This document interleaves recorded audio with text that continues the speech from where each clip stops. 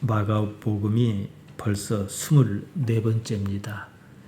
이렇게 하다 보면은 끝이 보일 것이고 또 계속 듣다 보면은 하나님의 뜻이 어떻게 성경을 통해서 나타나고 우리에게 임했는가 알 수가 있을 것입니다. 예수님의 사역에는 예수님께서 기적을 일으키신 장면이 많이 나옵니다. 오늘도 어린 소녀, 12살 난 어린 소녀를 일으키지 않습니까? 혈루증 앓던 여자도 12에나 혈루증 앓았는데 낫게 낫는 일이 있었습니다. 기적이란 말, 테라스입니다. 놀라운 일을 말합니다. 그러니까 일상적으로 있지 않은 일이에요. 기이한 일, 이런 뜻으로 기사라는 말을 쓰기도 합니다. 아무튼요, 상식적이지 않는 일, 일상적이지 않는 능력입니다. 복음서에서 그런 장면을 공통적으로 그런 장면이 지향하는 바가 있습니다. 기적이 다는 아니다. 그러니까 그 기적이 기적으로 끝나는 게 아니라 다른 무엇인가를 가리킨다는 것이지요. 성경 원문을 보면은 예수님께서 기적을 일으키신 데는 다른 목적이 있다.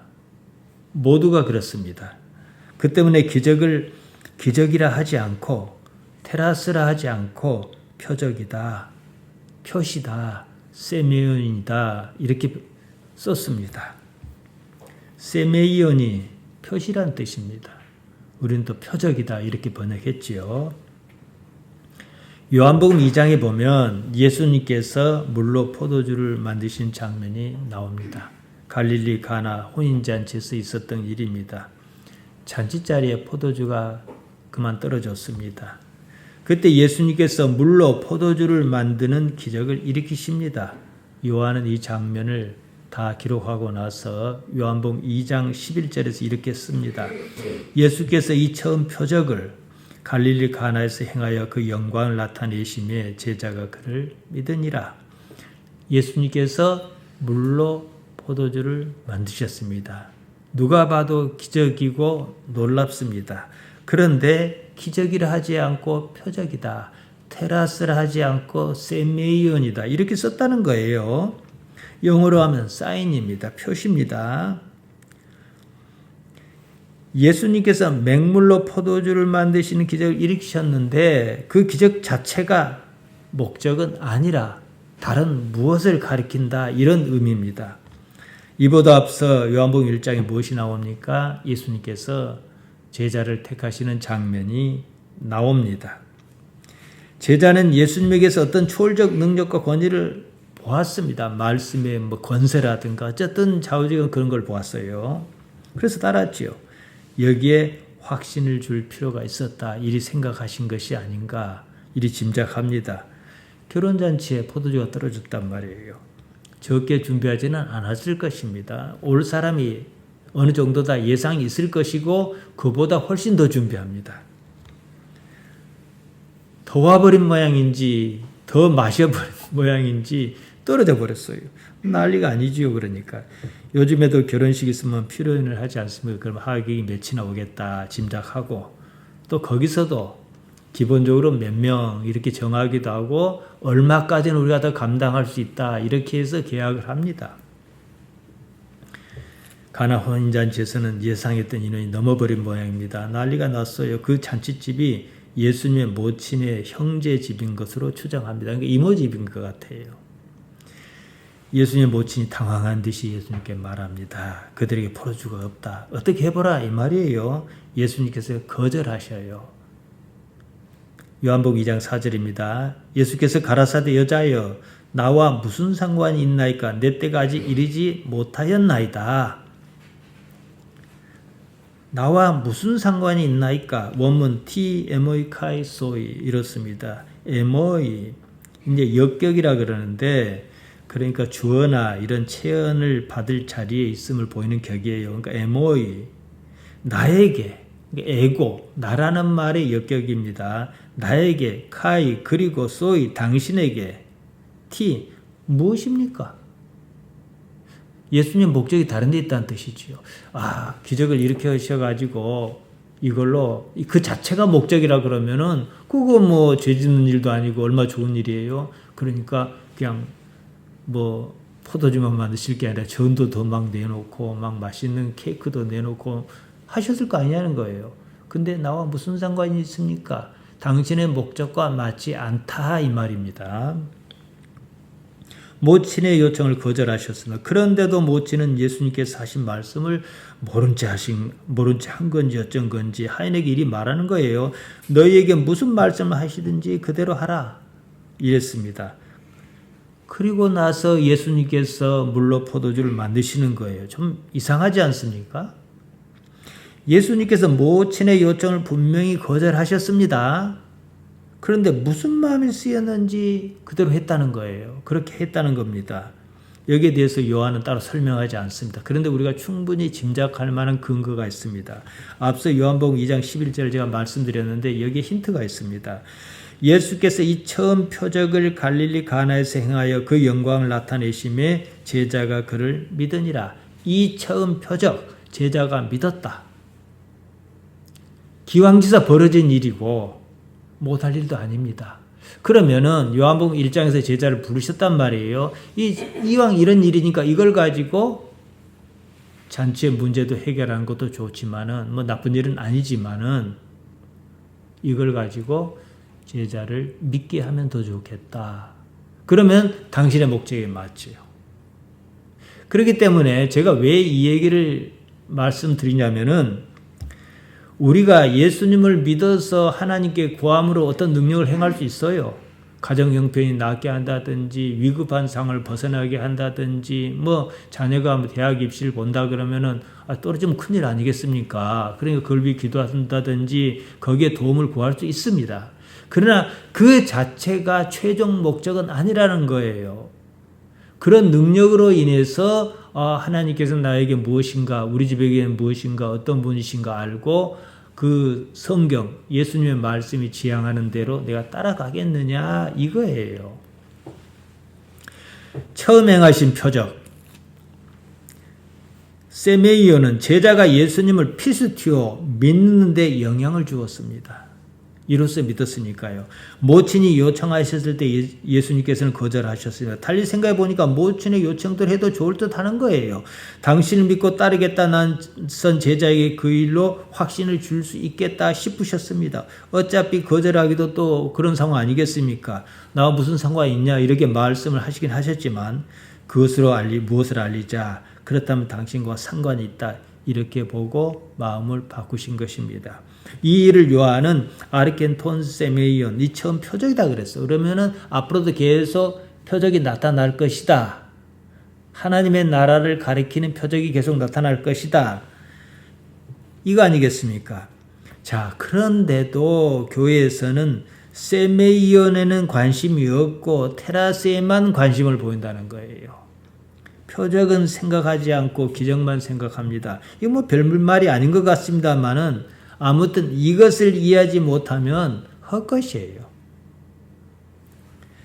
오늘 얘기도 마찬가지입니다. 예수님께서 회당장 야이로의 딸을 살리십니다. 야이로에게 당장 죽게 생긴 자기 딸이 안 죽고 살아나는 것이 목적입니다. 예수님의 목적은 조금 달랐습니다. 마태는 같은 내용을 다루면서 마지막에 이런 말을 삽입했습니다. 마태복음 9장 26절에 보면 그 소문이 그 온 땅에 퍼지더라. 소문이 퍼져서 뭐가 좋게요? 일단은 유명해져야 당신의 능력을 보이실 것이고 그 다음에 그 능력으로 말미암아 하나님의 나라를 전파할 것 아니겠습니까? 이게 매우 중요한 거예요. 제가 이런 설교를 하고 하니까 뭐 듣는 사람 보는 사람 많지 않습니다만은 누가 저에게 어떤 목사님이 그러더라고요. 책을 하나 쓰십시오.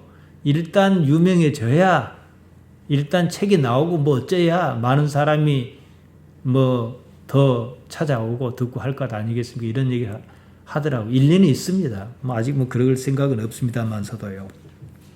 아무튼요. 관심을 가져야 누가 믿든지 할 것 아니겠습니까? 지금 복음서 기자가 무엇에 관심을 가지고 있는지, 무엇을 전하려고 하는지 그 의도를 파악하고 동의할 수 있어야 합니다. 이래야 성경을 읽는다 말할 수 있는 거예요. 성경에도 없는 말을 해대면 그 끝이 어디겠습니까? 이단입니다. 이 이단이란 말이 참 재밌어요. 다를리 끝단자입니다. 끝이 다른 거예요. 시작은 같았는데 뭐 가다가 삼천포로 빠져버린 거죠. 큰 무리가 예수님께로 모였습니다. 무엇 때문이겠습니까? 무슨 능력을 볼까 싶어서였지 않겠습니까? 그 중에는 예수님의 능력이 절실히 필요한 사람도 있었습니다. 우리가 읽은 야이로의 딸 살리는 사건 딱 중간에 어떤 여자 얘기가 나와요.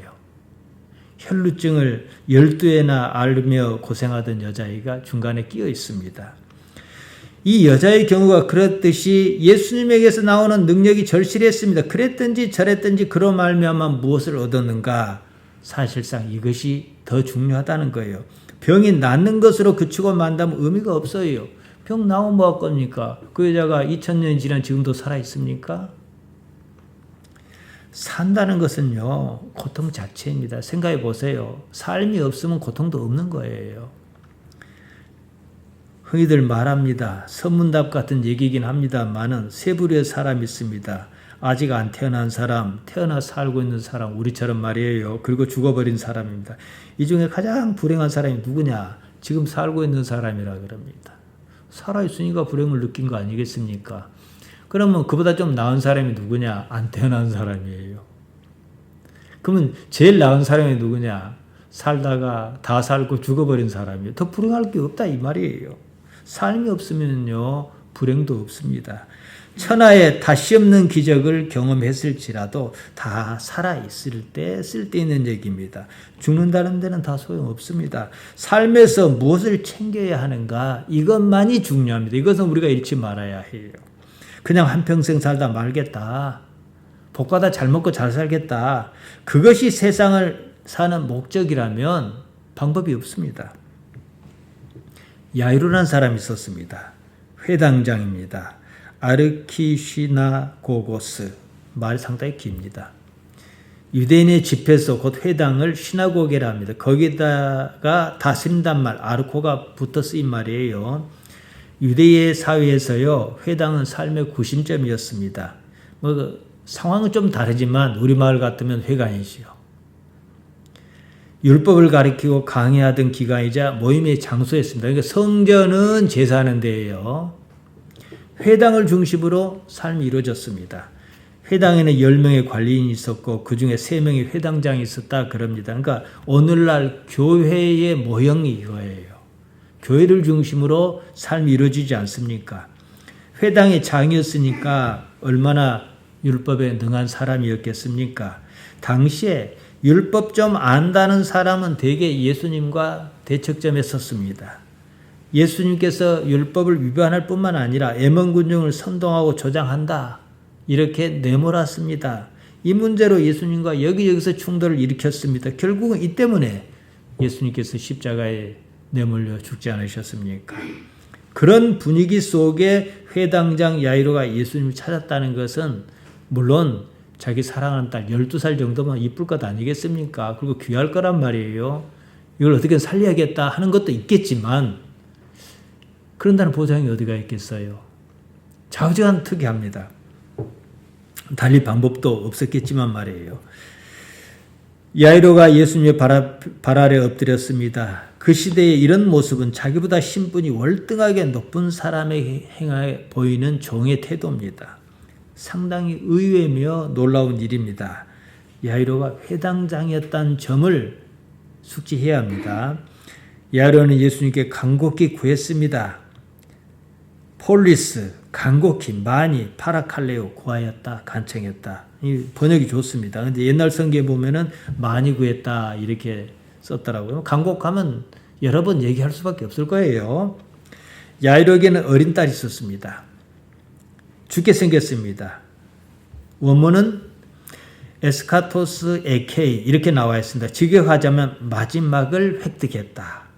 그러니까 어떤 상태냐면 막 죽었거나 아니면 숨이 이제 넘어갈락 말락 하는 이런 상황이에요. 근데 여기서 보면은 후자에 해당하는 것 같습니다. 이 얘기를 보면은 12의 혈루증을 앓던 여자하고 뭐 어떻게 하다 보니까 그 사이에 죽었다고 하잖아요.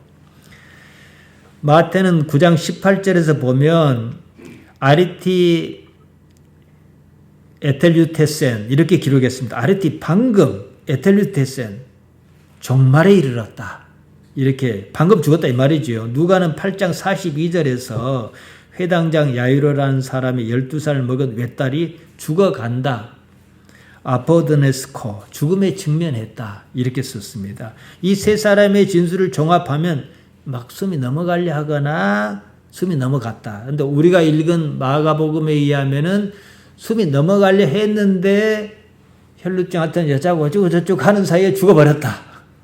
이렇게 나와 있습니다. 예수님께서요, 복음서에 보면은 죽은 사람을 살리는 장면이 3번 나옵니다. 회당장 야이로의 딸, 숨이 막 넘어가려거나 죽었거나. 그 다음에 나인성 과부의 청년 아들. 이 청년 아들은 죽어가지고 이제 묻으러 가는 중입니다. 그래서 예수님 만나서 살아납니다. 그 다음에 나사로. 나사로는 죽은 지 나흘이에요. 그러니까 시신이 썩는 냄새가 날 것 아니겠습니까? 그래서 살렸습니다. 그러니까 모든 죽음이 이 안에 들어있습니다. 모든 죽음을 넘어서신 거죠. 우리가 구원이라는 말을 쓸 때 교회 관념적 용어와 성경은 다릅니다. 이걸 이해하셔야 돼요. 구원이란 말 별말 아니에요. 어려움이나 위험한 처지에 빠진 사람을 구한다 이 말이에요. 구원, 소조, 명사로 소테리아, 구출하는 거예요. 그러니까 병에서 나를 구원해 주소서 이것은 천국 간다는 말하고 아무런 상관없는 말이에요. 병을 낫게 주옵소서 이 말이에요. 항상 그렇게 쓰입니다. 힘든 삶에서 구출, 가난에서 구출, 병에서 구출, 나아가서 뭡니까? 죽음에서 구출. 우리는 제일 마지막 이걸 관념적으로 그것도 현실적으로 생각하지 않고 관념적으로만 쓰잖아요. 여기에 이제 교리가 섞여가지고 어떻게 합니까? 죽음과 고통과 죄악에서 건져내는 일. 이러면 뭐 의미는 엄청 큽니다.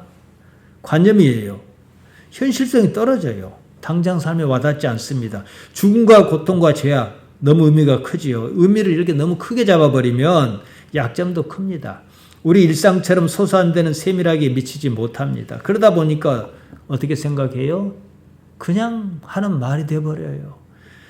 모든 것을 예수님께 다 떠넘겨버리는 것을 구원이다 이렇게 생각한다는 거예요.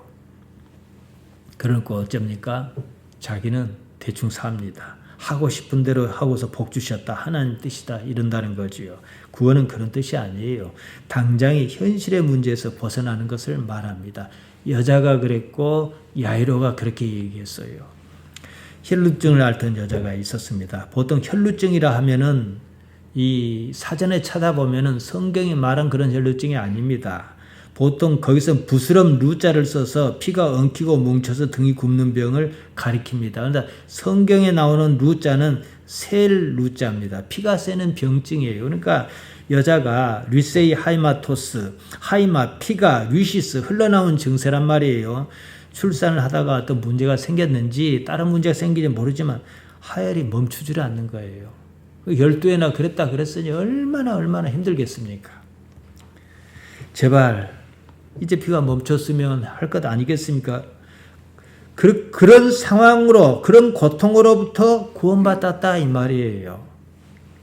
삶이 안전, 소스하냐 이 말이죠. 무슨 일로 피가 흐르면은 흐르다 말아야 하는 것 아니겠습니까? 몸에 어디 다쳤다 그러면 피가 멈춰야 하잖아요. 12회는 멈추지 않고 흐르니 그 삶이 삶이겠습니까? 삶이 아닌 것에서 정상적인 삶으로 되돌려 놓는 것, 이게 구원인 거예요. 그럼 우리는 지금 정상적인 삶을 사느냐? 정상적인 삶이 어디에 있느냐? 하나님 아버지 안에만 있다. 이거예요. 사실은요. 봅시다. 예수님께서 가시는 데마다 사람이 막 모여들었습니다. 거기서도 큰 무리가 에워싸고 밀고 그랬습니다. 여자가 예수님에 대한 소문을 들었을 것입니다. 여자의 생각이 본문에 나와 있습니다. 마가복음 5장 28절입니다. 이는 내가 그의 옷에 예수님의 옷에만 손을 대어도 구원을 받으리라 생각함일러라. 병에서 구출 받으리라 생각함일러라. 생각함일러라. 여자 자신이 그렇게 생각했다 이 말이에요. 생각하다 본문에서 보면 레고 말하다 이렇게 쓰였습니다. 지난번 가진 성경에는 생각하단 말이 없습니다. 어떻게 나와 있냐면 이는 내가 그의 옷에만 손을 대도 구원을 얻으리라 하밀라라 이랬습니다. 구원을 얻으리라 레고했다.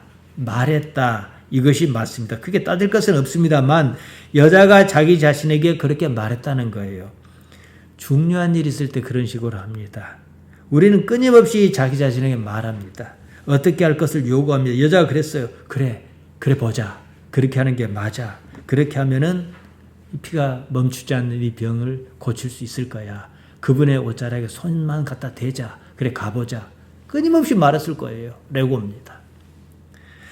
이렇게 수많은 말이 여자 자신에게 있었습니다. 이렇게 해서 레고라고 하는 말은요. 말하다는 것이 원래 뜻이긴 하지만 세마다, 계산하다 이런 뜻도 있습니다. 구원은요. 매이지 않는 거예요. 궁극적으로는 삶에 매이지 않는 거예요. 돈이든 명예든 질병이든 그같이 육체의 모든 문제에서 벗어나는 것을 말합니다. 육체의 감옥에서 벗어나는 것 이것이 바로 구원, 소테리아입니다. 여자는 이제 불편한 육체의 문제 하나를 해결했을 뿐입니다. 사실 우리가 느끼는 모든 불편함은요. 그 자체가 육체의 요구입니다. 불편을 해소하기 위해서 배가 고픈 불편을 고통을 해소하기 위해서 밥을 먹지 않아요. 이런 식이란 거죠. 때문에 육체 가운데 사는 한 불편할 수밖에 없어요. 불편이 뭐예요? 고통이죠. 그 불편함을 못 견디고 고스란히 고통으로 느끼는 것입니다. 육체를 가지고 사는 삶에서 궁극적인 질문이 무엇인지 아십니까? 제가 항상 가끔 그런 말씀 드리지요. 무엇을 이루고 싶은가? 그러면은 무엇이 이루어졌다고 계속 생각해 보십시오. 그 끝이 어디겠는가? 없어요. 그러니까 결국은 뭐냐? 궁극적 질문은 뭐냐? 무엇이 되고 싶은가? 이거예요. 이래서 요한복음 10장 34절, 35절 말씀드렸던 거예요. 나는 너희를 신이라 했다. 하나님이라 했다. 신의 경지, 하나님의 경지에 이르려 하느냐. 이것이 사실은. 그러니까 우리가 그것을 이해를 하고서 그것을 목표점으로 삼으면 삶이 어떻게 소스, 안전해진다는 거죠. 그 무엇이라는 것은 이 육체가 죽고 없어져도 남는 것이 한다 이 말씀이지요. 우리 기독신앙은 애초에 이처럼 궁극적인 것을 목표로 합니다. 달리 생각하면 이처럼 궁극적인 문제를 해결하면요. 우리가 그렇게 바랬던 모든 문제는 신합으로 풀립니다. 우리가 이 말은 동의하잖아요. 내가 예수님 잘 믿고 하나님과 관계가 좋으면 복받는다. 복받는단 말이 뭐겠어요? 삶이 하나씩 자리를 잡아 풀려나가는 거예요. 이거 아니겠습니까? 여자는 병에서 구원, 구출을 받았습니다. 예수님의 옷에만 손을 대어도 병에서 노일이라고 레고 계산이 있었습니다. 자기 생각한 대로 병이 나았다는 사실을 몸에 깨달았습니다. 몸에 깨닫다. 에그노토이 소마티. 곧 몸. 소마가 에그노는 기노스코입니다. 원형이. 3인칭 단수 과거형으로 쓰인 겁니다. 직역하면 몸이 알았다. 이제 어떤 느낌이 온 거죠. 몸 소마는 사르커스와 다릅니다. 사르커스는 살덩이를 말해요. 육체지요. 반면에 몸은 감정과 기억을 품고 있습니다. 그러니까 이 사르커스 더하기 살덩이, 육체 더하기 감정, 기억, 혼 다 포함한 거예요. 그냥 삶을 어우른 것이지요. 구원은 소마, 구원하단 말 소조는 몸을 가리키는 소마와 맥이 같아요. 사실 죽으면요 모든 감정도 사라집니다. 미웠던 것도 없어지고 슬펐던 것도 없어지고 기뻤던 것도 사라져요. 본질만 남습니다. 삶에서 쌓인 감정의 찌꺼기가 다 사라진 그때 무엇이 남겠느냐 이 문제죠. 그것이 뭐겠습니까? 이제 그제서야 그것을 영이라 한다. 푸니마를 한다. 이게 성경이 우리에게 알려주는 바입니다. 살면서 그러니까 우리가 할 일은 뭐예요? 이 푸니마라는 것을 영을 어떻게 살려낼 것이냐 그리고 어떻게 가꿀 것이냐 이것입니다. 거듭난다는 말이 바로 이겁니다.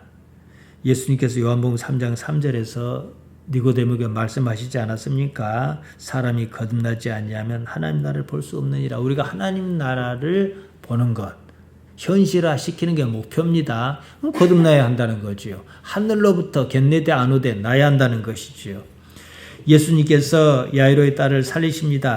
아이가 살아난 것을 두고 누가는 이리 말합니다. 누가복음 8장 55절에 보면 그 영이 돌아왔다. 그 아이의 영이 돌아왔다. 이랬어요. 여기서 영이라 번역한 말이 바로 푸념합니다.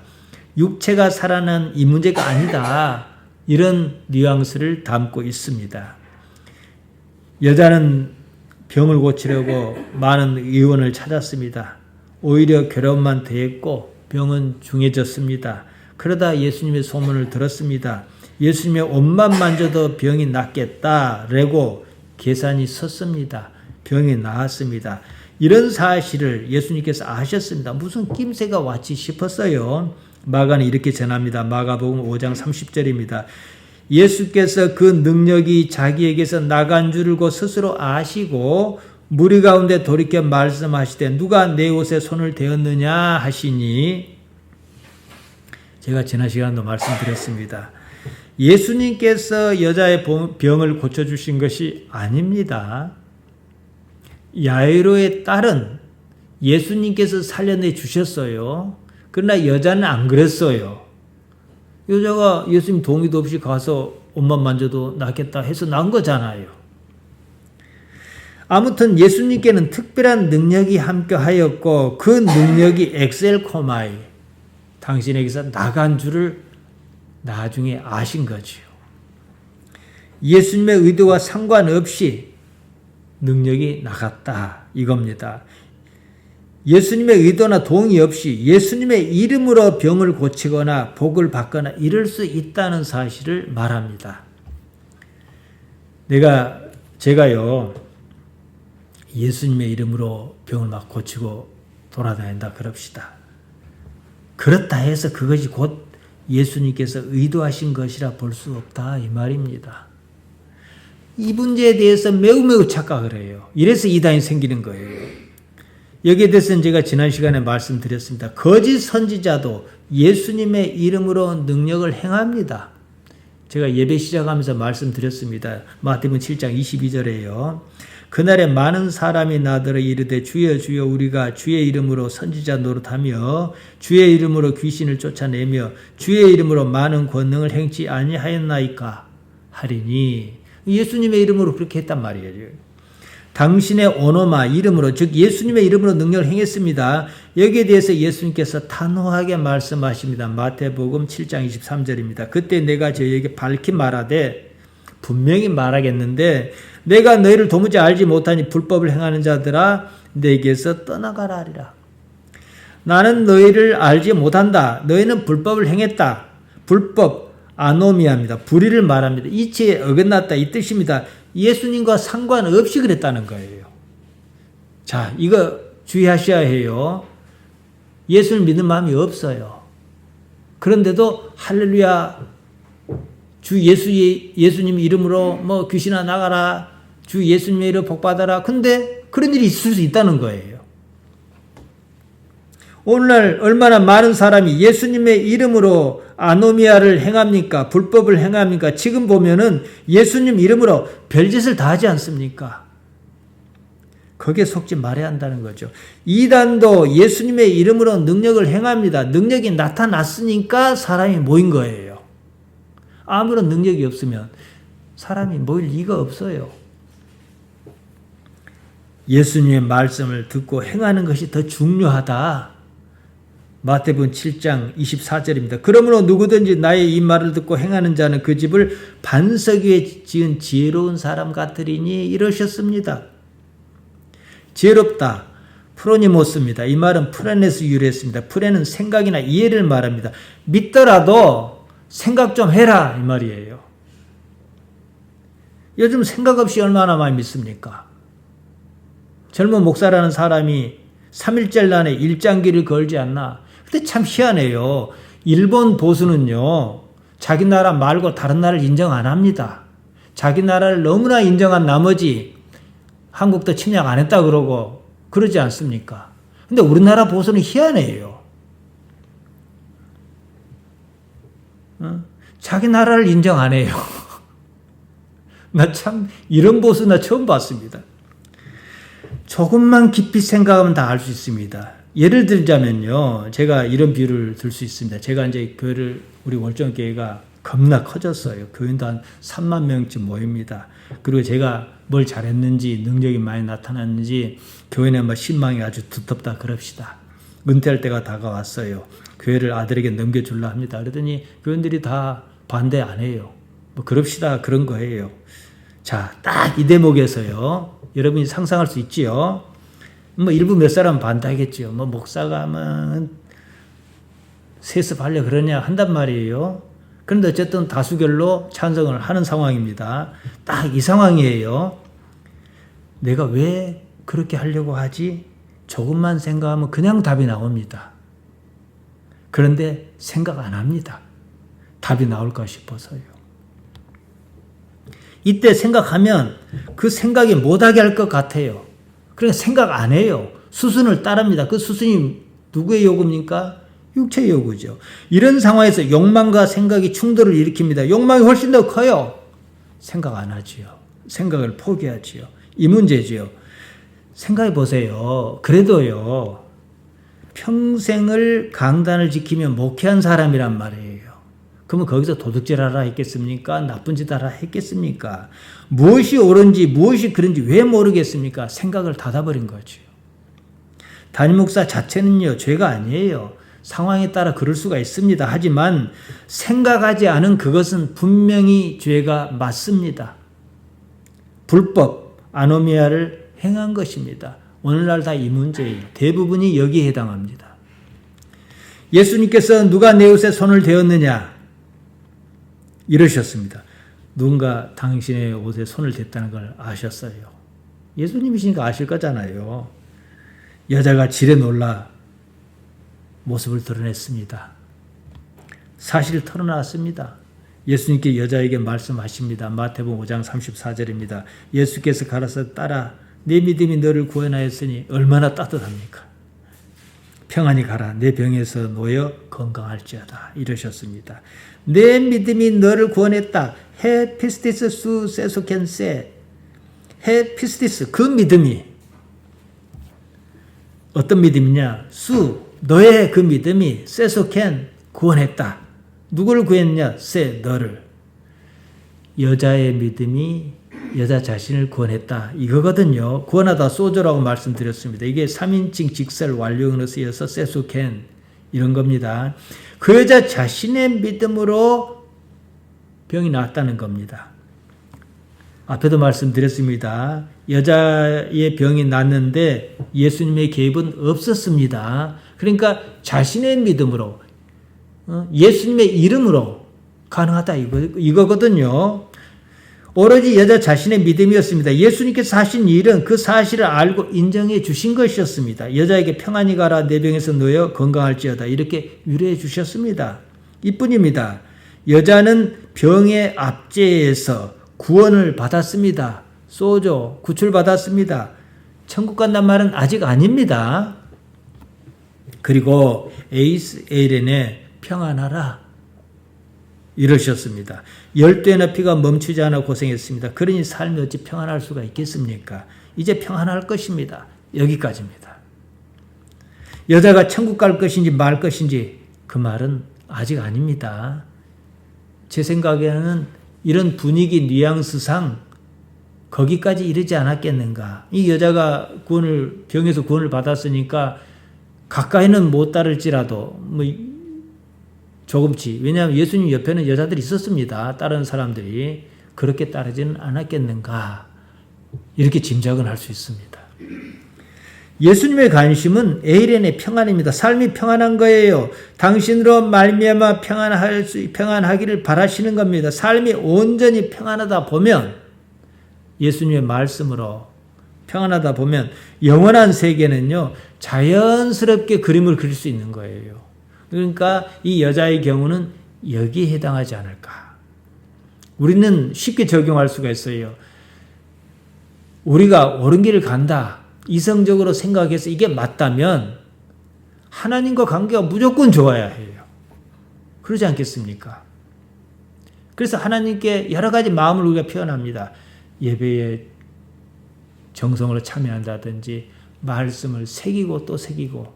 이제 우리 집사님들은 연세가 많으셔서 좀 어렵겠습니다만은 좀 젊은 사람들은 제가 이 주일날 설교하면요 그대로 있어요. 그대로 5년치가 그대로 있습니다.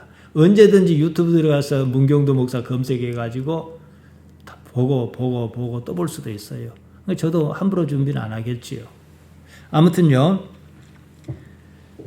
하나님과 좋은 관계에서 좋은 관계를 맺기를 바란다. 이러면 삶이 평안할 수밖에 없단 말이에요. 그러면 하나님께 내가 어떤 모습을 보이겠는가? 예배에 나오고 말씀을 깊이 듣고 헌금도 하고 물질 있는 곳에 마음이 있다 그랬어요. 그럼 이런 모든 것이 자기 포기와 더불어 하나님께 가까이 나아가는 방법이란 말이지요. 자연스럽게 그러다 보면은 영원한 세계에 대해서 그림을 그릴 수가 있는 겁니다.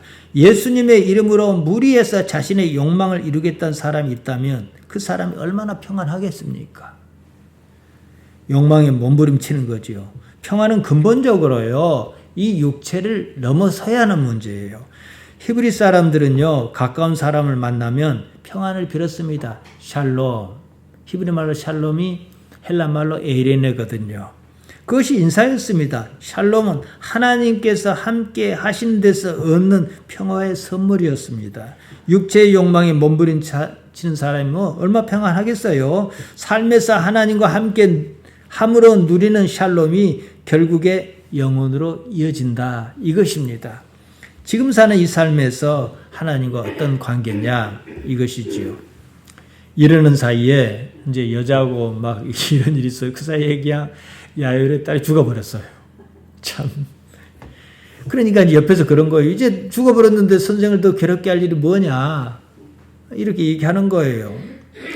아직 숨이 붙어 있을 때는 할 얘기 아니겠습니까? 그 말을 예수님께 들으셨던 모양입니다. 야이로에게 말씀하신 거예요.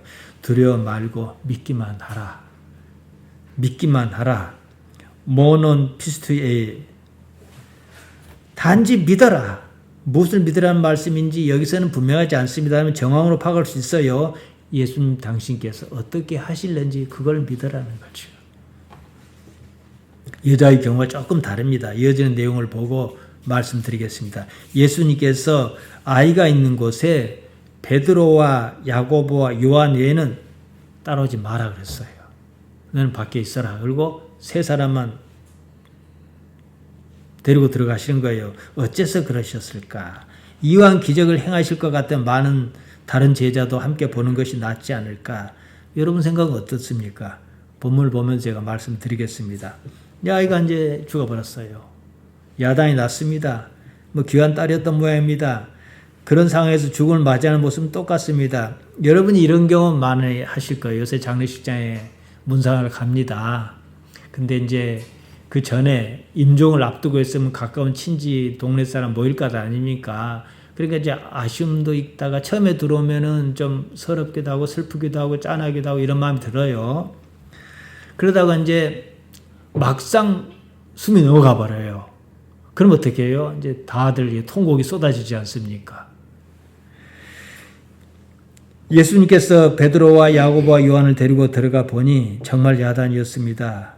들어가서 그들에게 말씀하시기를 너희가 어찌하여 떠들며 우느냐 이 아이가 죽은 것이 아니라 잔다 그러셨습니다. 성경에는 옛날 성경은 떠들다는 말을 혼화하다 이렇게 번역했습니다. 시끄럽게 한다는 것입니다. 그러니까 울고 불고 야단이 난 거예요. 막상 아이가 죽으니까 그러지 않겠습니까? 한편으로 아이가 잔다 그러셨어요. 예수님 입장에서는 그 말이 맞아요. 깨어날 것이니까요. 그들이 비웃었습니다. 그 난리통에도 비웃은 모양이에요. 카타겔라오, 조소하다, 어처구니가 없다. 아니, 죽어버린 애가 어떻게 살아나냐. 이들 입장에서 보면 그럴 수 있는 거 아니겠습니까? 이런 상황에서 다들 내보내셨습니다. 그 방에 이제 아이가 이제 막 죽었어요. 숨이 넘어갔어요. 누가 있었냐? 야이로의 부부, 베드로, 야고보, 요한, 예수님 이렇게 다섯이 있었습니다. 그리고 아이의 손을 잡고 탈리다 쿰 이러셨습니다. 우리 이제 달리다굼 이렇게 이제 좀 부드러운 발음을 했는데 탈리다 일어나라 쿰 소녀야. 쿰이가 소녀거든요. 이제 부를 때 쿰 이런데 일어나서 뭐 하게 해요? 한 번 슬프고 말 일이 돌아줄 거 아니겠습니까? 무엇 하려고 다시 살리셨을까요? 우리는 여기에 초점을 맞춰야 합니다. 이 광경을 누가 봤습니까? 아까 제가 미루었습니다.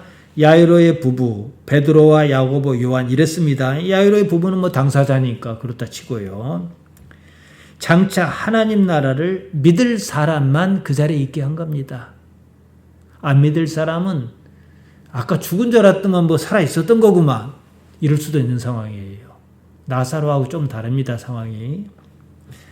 그러니까 천하 없는 기적 뭘 봐도요. 안 믿을 사람은 안 믿습니다. 우리는 그러니까 이 마음, 하나님을 향한 이 마음 관리를 잘해야 하는 거예요. 회당장 야이로의 부부는 당사자니까 믿을 것이고 베드로와 야고보와 요한은 장차 여러 일을 볼 것이고 나중 이런 사건을 증거로 삼을 사람입니다. 이 세 사람은요. 예수님의 모습이 산에 가서 변하셨는데 그래서 그걸 변화사이라 그래요. 거기도 동행했고요. 겟세마네 동산에도 동행했습니다. 그러니까 아주 가까이 예수님 모셨던 것만큼 십자가 부활 사건 이후에 그만큼 더 절절했던 사람들이에요. 그러니까 미리 보여주신 거지요. 그리고 또 이 상황에서 이들은 예수님 무척 좋아했단 말이에요. 사랑했어요. 사랑하면 믿음도 더 생긴 법입니다. 그러니까 하나님을 많이 사랑하면 믿음은 따라와요. 함께한 만큼 믿기가 수월한 사람이다. 따라서 육체의 감옥에서 벗어나 영혼의 세계를 향한 구원을 이룰 수 있겠는가? 이것이 예수님의 온통 관심사였습니다. 이들 세 사람은 나중에 이런 경험이 쌓여 십자가와 부활 및 승천 사건 이후에 핵심적인 역할을 수행했습니다. 천하의 능력을 경험했어도요. 이것이 영혼의 세계를 여는 수단이 아니면 의미가 없습니다. 그냥 신기하고 놀라울 뿐이에요. 여자는 자기 계산에 따른 믿음으로 능력을 경험했습니다. 예수님의 옷만 만져도 병이 나을 것이라는 자기 자신의 믿음이었습니다.